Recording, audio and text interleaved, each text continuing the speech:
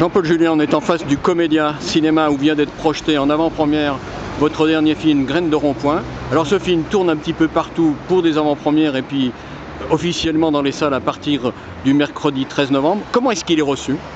Apparemment, il est bien reçu. On n'est pas non plus aussi nombreux qu'on le souhaitait dans les salles au début, sauf aujourd'hui où on était plus de 120, si un dimanche matin à 11h, c'est génial.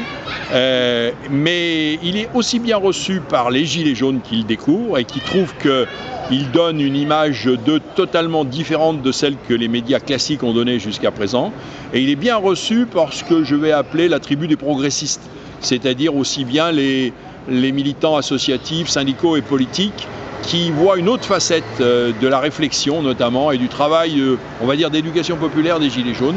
Voilà, et si ces deux tribus arrivent un jour à se rencontrer, c'est peut-être là qu'est la solution. Alors justement, qu'est-ce que vous percevez dans l'évolution du mouvement et dans ses conséquences? Il y a déjà tout un effort de structuration nationale qui est en train de se mettre en place. Il y a eu à Montpellier, il n'y a pas longtemps, une assemblée des assemblées qui dégage des objectifs et je pense que le film peut rentrer dans au moins deux de ses objectifs. Le numéro 2, c'est-à-dire améliorer les images des Gilets jaunes auprès de l'opinion publique, et le 5e, c'est-à-dire aller vers des convergences. Voilà. Alors là, se réunir dans une salle de cinéma, ça permet d'échanger, d'entendre, d'écouter et éventuellement de dialoguer sur le trottoir. Bon, voilà. La prise de conscience est en marche.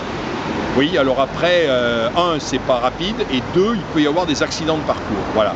Et les accidents de parcours, on peut faire confiance à un certain nombre de gens pour agiter des chiffons rouges qui vont détourner l'objectif de la réflexion ou l'objectif ou de l'attention simplement.